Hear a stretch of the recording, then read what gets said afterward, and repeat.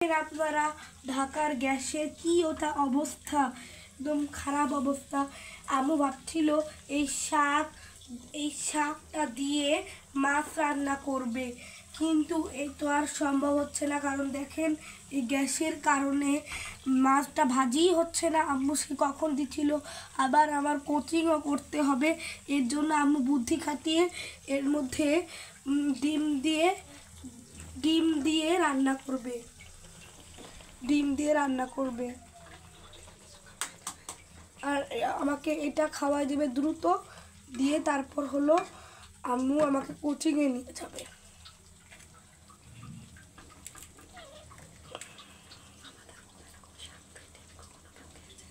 আমাদের মধ্যে এরকম শাক দিয়ে ডিম কখনো কেউ খেয়েছেন? খেয়ে থাকলে কমেন্ট করে জানাবেন। আর মাছটা তো আমাদের খাওয়াই হলো না,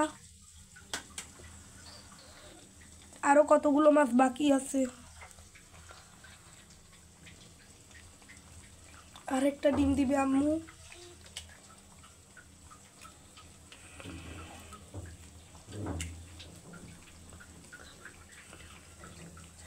কিন্তু আমার মনে হয় এই ডিম দিয়ে শাক খেতে মনে হয় অনেক মজা হবে। মনে হচ্ছে দুইটা চোখ।